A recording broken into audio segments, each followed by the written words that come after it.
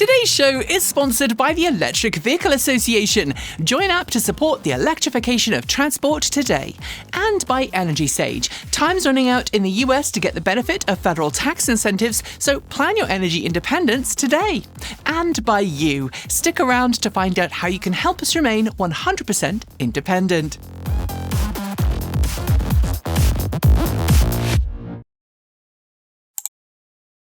Welcome back to another episode of TEN, Transport Evolved News. Thanks for joining me. As I say in the Sunday videos over on TE Take 2, I hope you're well, safe, and with someone you care about who also cares about you. We start today's show in Tokyo, where the Japan Mobility Show took place this week. The event featured a range of new vehicles and concept teasers, including BYD's first K-car for Japan, the all-electric BYD Racco, powered by a 20-kilowatt-hour LFP battery pack. Japanese brands also leaned into EVs, with Toyota previewing the next-generation Corolla as a hybrid, plug-in hybrid, and full EV. It also unveiled the IMV Origin EV, a modular skateboard platform, and several high-ace EV concepts. Nissan debuted its solar roof for the Sakura EV, promising up to 30 miles of range per day from solar alone. And Honda introduced two standouts, the Honda Zero Alpha crossover and the Super One prototype, a sportier N1 with a body kit, simulated engine noise and gear shifts, headed for production in Japan, the UK and select markets next year. The US administration's shifting stance on green energy and transportation continues to send shockwaves worldwide. This week, Manager Magazine in Germany reported that the Volkswagen Group plans up to 12 billion euros in cost cutting next year, largely due to changing US demand and weak EV sales in other markets. US production of the Volkswagen ID.4 is expected to remain paused for a significant period, while future imports to the US remain uncertain. Meanwhile, GM extended layoffs this week, cutting 3,300 staff across Factory Zero in Detroit, its Ohio Ultium facility, and its Ultium plant in Tennessee. While those last two groups of layoffs are temporary until early next year, GM blames the evolving regulatory environment. In other words, President Trump, a man so anti-EV, he thinks magnets stop working when wet and wants aircraft carriers to return to steam-powered lifts. And he is continuing to shape US policy. And if that story wasn't enough bad news, Ford added to it this week by officially confirming its F-150 Lightning production facility is shuttered until further notice. You might assume this is simply a sales-driven reduction, but the real reason is different. Ford's key aluminium supplier, Novelis, suffered a massive factory fire a few weeks ago, creating a shortage of the metal used in all F-150s. For now, Ford says it's prioritising its available aluminium for internal combustion and hybrid F-150s. Financially, that might make sense. The internal combustion F-150 is Ford's largest seller, but the company also claims that model uses less aluminium per truck than the Lightning. Still, it is disappointing, especially given that the F-150 Lightning was the US's best-selling electric pickup last quarter. Ford can and should do better. No matter how many times you try to bust EV myths, someone somewhere is always ready to jump into a comment section or a Reddit thread to tell you just how wrong you are. One of the most persistent myths is that EV battery packs will require replacement after a few years, posing a threat to anyone buying a used EV. But for those who enjoy a little thud busting, new data from Swedish used car marketplace Cull examined the health of battery packs in over 1,300 used plug-in vehicles, more than half of them battery electric, and found that 80% retained more than 90% of their original capacity, though odometer readings weren't reported. The EVs showing the least degradation were the Kia EV6, Kia e-Niro, Tesla Model Y, and Opel Mokka E. The Mazda MX-30 also ranked well, but that's likely because of its low production volume and short range, meaning high mileage examples are extremely rare, making degradation unlikely. Despite automakers' efforts to the contrary, Europe is now on track to ban the sale of new internal combustion engine vehicles from 2035 onwards. And as part of that shift, plug-in hybrids, which still carry combustion engines, are also slated for phase-out. While they can drive in EV mode, studies show that in everyday use they often become heavy polluters once their battery range is exhausted, since their engines rarely warm up properly. But now Germany's VDA, the German Association of the Automobile Industry, is proposing a built-in charging obligation for plug-in hybrids, requiring regular charging in exchange for EU approval to sell them beyond 2035. The measure is pitched at giving long-distance drivers flexibility while ensuring EV mode is used most of the time, but the words relic and bygone age come to mind. As a triple citizen of the UK, the US and Canada, I've watched as two of those countries have tried to make my life harder, while the other has tried to make smarter choices about everyone's future. If you're in the US or Canada, you've probably seen the kerfuffle this week after Doug Ford, Premier of Ontario, greenlit an ad on US TV during the World Series critical of US tariffs on Canadian imports and using excerpts from a Ronald Reagan speech to back his opinion up. In retaliation, Donald Trump cut off trade negotiations with Canada and ramped up tariffs on all Canadian imports. But Canada might have the last laugh because Prime Minister Mark Carney is reportedly considering removing all import tariffs on Chinese-made EVs, potentially paving the way for automakers like BYD to sell there. While safety standards and regulations remain hurdles, continued US antagonism could actually push Canada to adopt European, or maybe its own, EV standards, shaking up the North American EV market forever. Good job, Canada. This could be game-changing. Sticking with Canada, Nissan Canada has announced a partnership with Quebec-based Lithion Technologies to establish end-of-life battery recycling in the country. Through the partnership, Nissan will use Lithion's hydrometallurgical techniques to recover up to 95% of critical battery materials and 98% of key minerals from used Nissan EV battery packs. Meanwhile, Japanese newspaper Nikkei reported this week that Nissan is preparing for scale production of commercial solid-state battery packs in its 2028 financial year, which runs from April to March. The details are sparse, but the paper claims Nissan is targeting double the volumetric energy density compared to its current lithium-ion cells, meaning that, if successful, Nissan could regain its long-lost position as one of the world's leading EV manufacturers. With automakers around the world seeming less enthusiastic about EVs than they once were, and many news outlets doing the rest of the work to claim nobody wants EVs, good, solid sales data is always welcome to bust that particular bubble. And this week, the European Automaker Association, ACEA, released data from its members showing 167,586 electric cars were sold in September across the EU. That's 20% higher than the same period last year.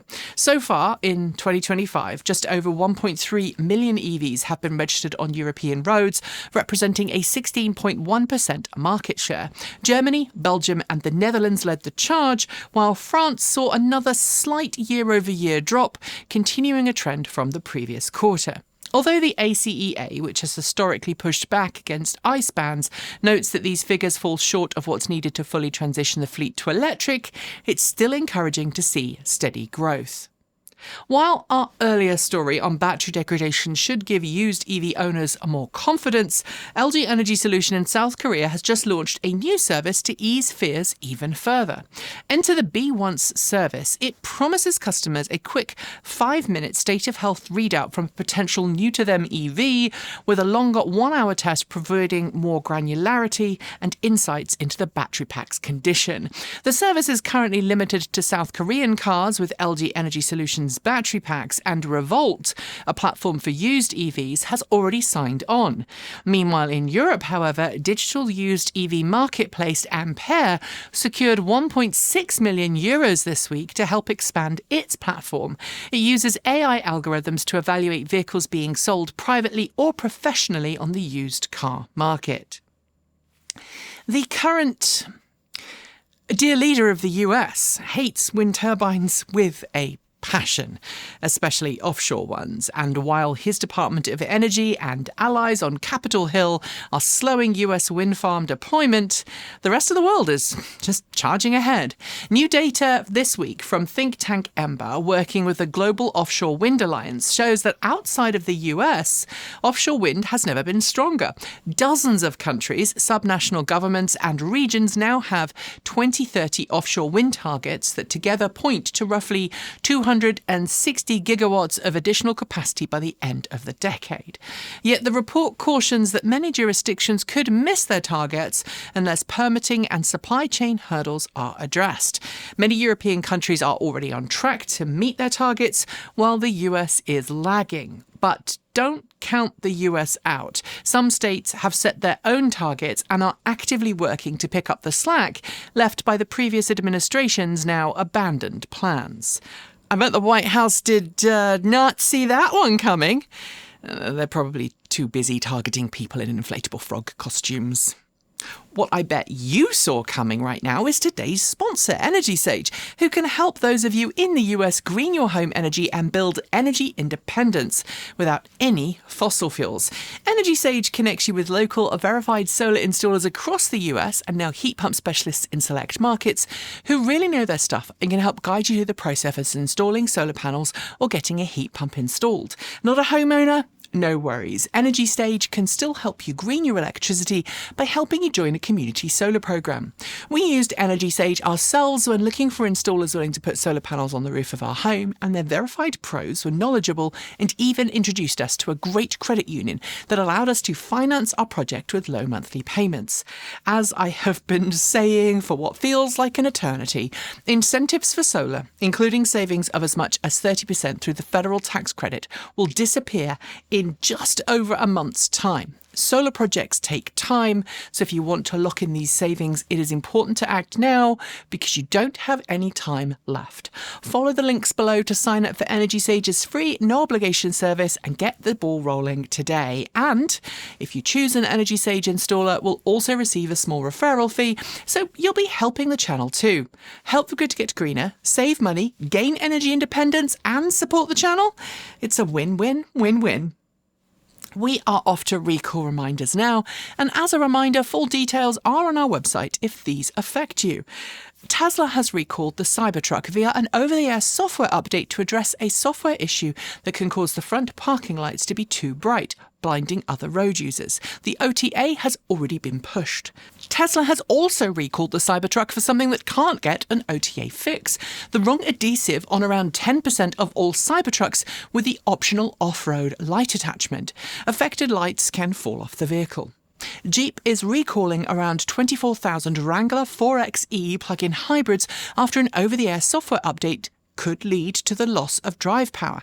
The company is currently developing a software fix.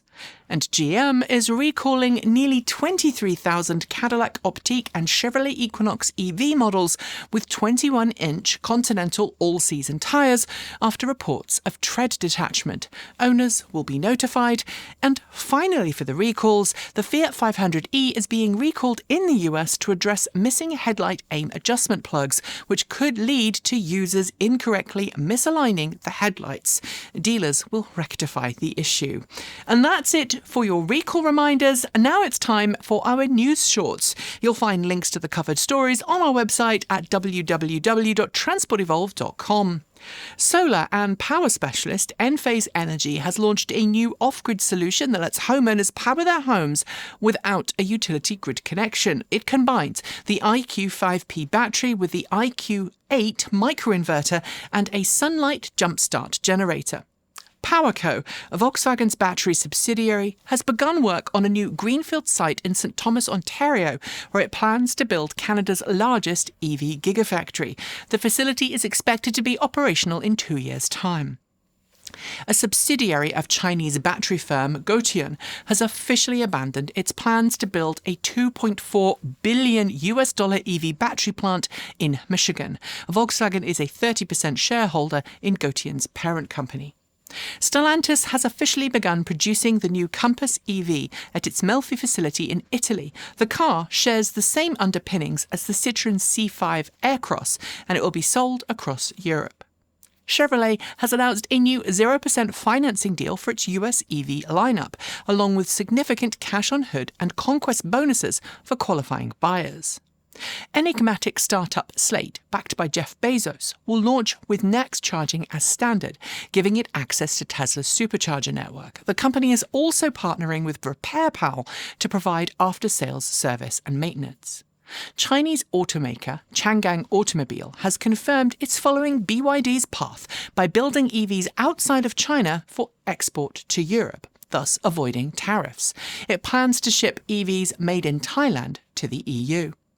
Redwood Materials celebrated a new cash injection this week with the successful close of its oversubscribed Series E funding round worth $350 million.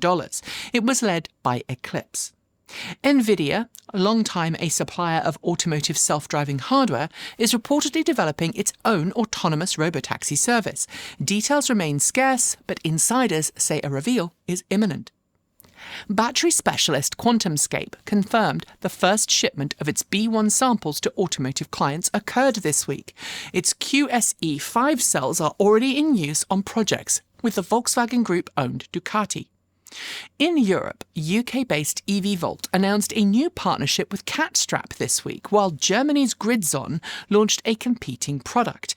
Both aim to make DC fast charger theft a thing of the past. India's state-owned Convergence Energy Services Limited is set to open a new tender next week for 10,900 electric buses under the country's National Electric Bus Programme, a move that will significantly increase the nation's EV fleet. The Mobility House has announced a new dynamic tariff option for its Charge Pilot programme, allowing participants to adjust when their vehicles charge based on electricity pricing. A battery production facility in Spain, operated by PowerCo, is now not expected to begin cell production until 2027. Reports suggest this delay won't impact Volkswagen's planned low-cost ID.1 launch. Alpine has priced the A390 EV for sale in Europe. Starting at €67,500, it's the highest performance EV built on the Renault Amp-R Medium platform. Separately, the brand confirmed this week it will replace its iconic A110 with an electric version built on its new Alpine performance platform. Production of the current model will end next year.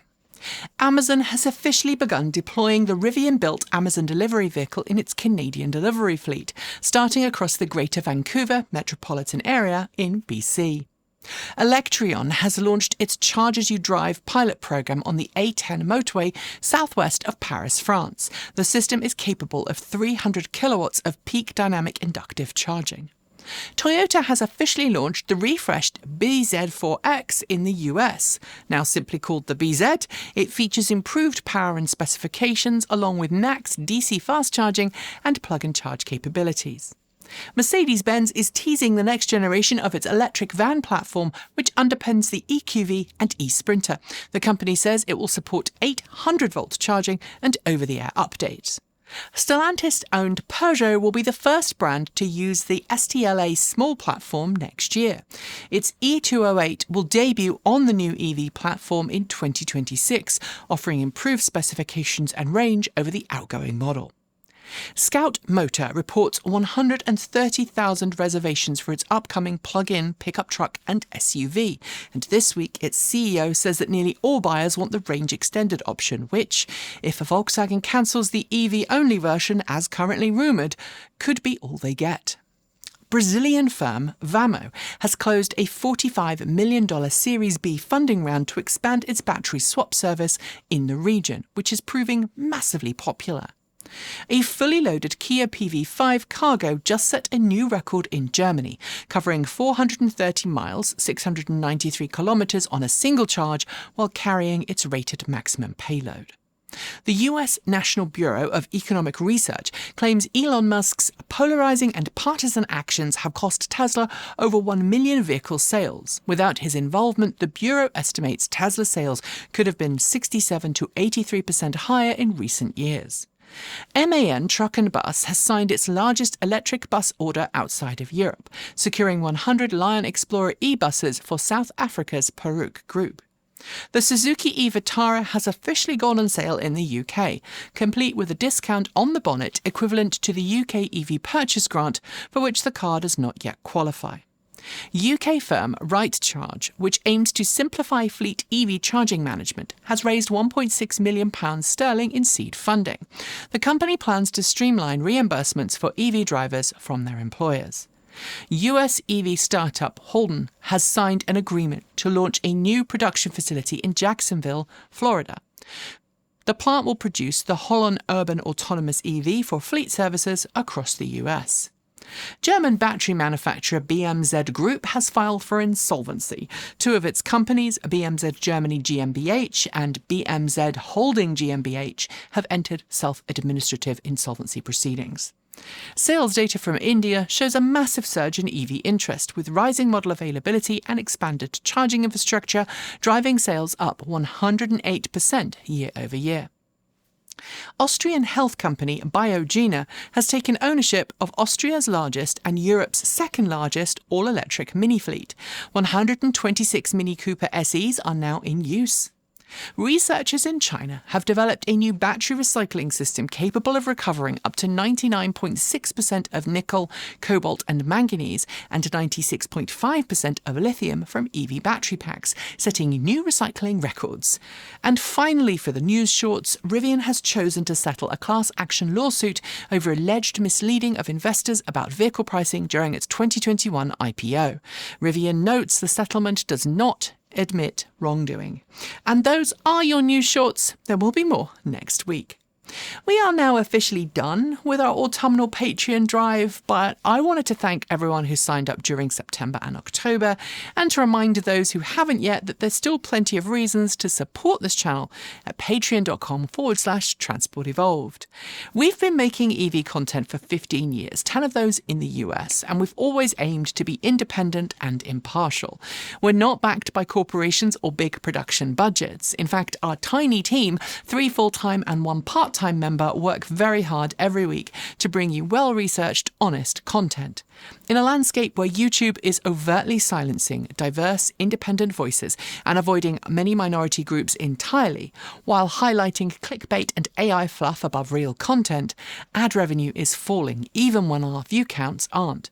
And your support helps pay our bills, health insurance, retirement, and keeps the content coming. Next month, our annual broadcast insurance bill is due, something only people who operate as journalists need. It protects the company if we ever report on a company or automaker who takes issue with our coverage, a situation that I personally experienced once while still working for another company. The cost of that insurance is $5,000, or it was last year. Last week, we also had to replace our wireless microphone packs and mics after 5 years of hard service. And let me tell you, the new gear is amazing. But thank you for those of you who supported us, because it still set us back $2,500. Even though the autumnal drive is over though, please consider joining the several thousand folks already supporting this channel. You help me avoid sleepless nights and allow us to expand into other platforms like PeerTube without worrying about solely relying on YouTube. And if you already do support us, thank you. And now it's time for those last 2 stories. Electric bicycles have gone from curiosity to mainstream in record time, and what counts as an e-bike can vary widely depending on where you live in the world. And that's causing headaches for lawmakers, especially in the US, where patchwork local rules and lax federal guidance means some e-bikes can outperform petrol mopeds. The result? More collisions, pedestrian incidents, and reckless riding. And so now, in Florida, a Republican lawmaker has proposed a draft bill to curb e-bike recklessness. It would ban anyone from under 16 from riding electric motorcycles, scooters or e-bikes that have more than 750 watts of power, require e-bikes and e-scooters to yield to pedestrians and use audible signals when passing, mandate crash reporting, and require a driver's license or permit for anyone riding a Class 3 e-bikes with assisted speeds of up to 28 miles per hour. The highest spec'd bikes, think Surons for example, would officially be classified as electric motorcycles. Hopefully the rules curb danger without penalising lower power e-bikes, as responsibly ridden low power e-bikes can dramatically improve health outcomes while also lowering congestion and air pollution. And finally, most hardened EV fans know the EV1, General Motors' first production EV, a sleek two-seater leased to select customers at the turn of the century. Nearly all EV1s, along with contemporaries like the RAV4 EV, Ford Ranger EV and Honda EV Plus, were crushed and documented in the Who Killed the Electric Car film. A few survivors were crippled and sent to museums, except one fully functioning EV1 at the Smithsonian and one that never returned to GM, now part of Francis Ford Coppola's collection, and there are also a few unverified stories of further mysterious EV1s.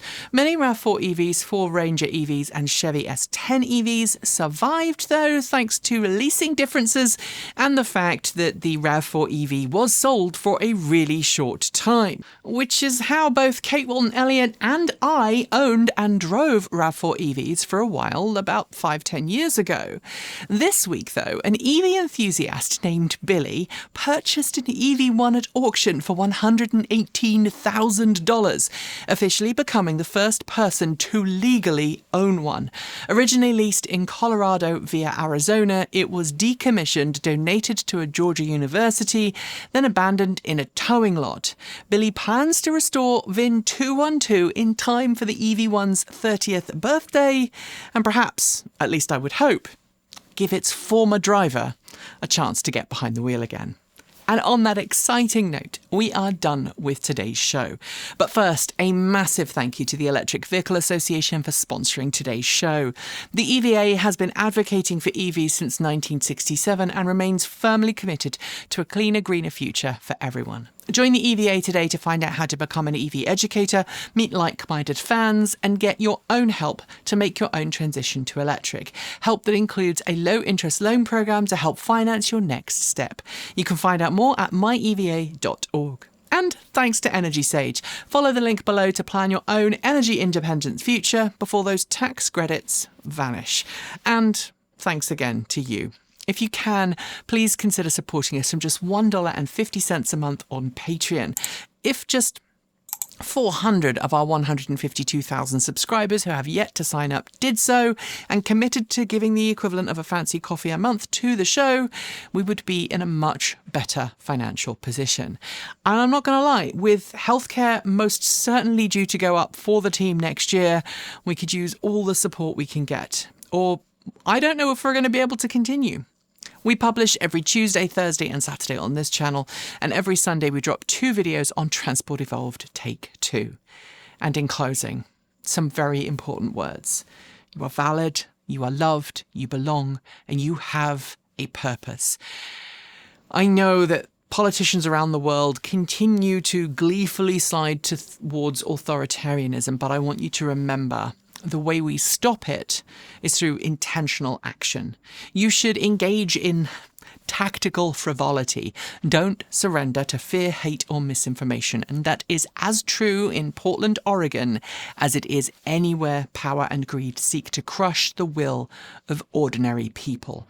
Do not buy into division and cruelty. Empathy is a skill, and we must practice that skill daily to preserve our shared humanity. Just like humour, it is an act of radical resistance. But everyone also needs time out, so unplug, get outside, dive into a good book. I told you last week in the show what my favourite book is right now, Dungeon Crawler Cull, and make sure that you recharge.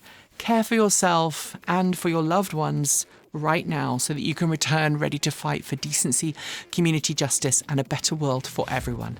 Let your light shine, or whether that's inside or outside of an inflatable frog costume, just be you. Wherever you are, whoever you love. You're not alone. Be an ally, be kind, be that change you want to see. Don't let hate or ignorance win. And as always, keep evolving.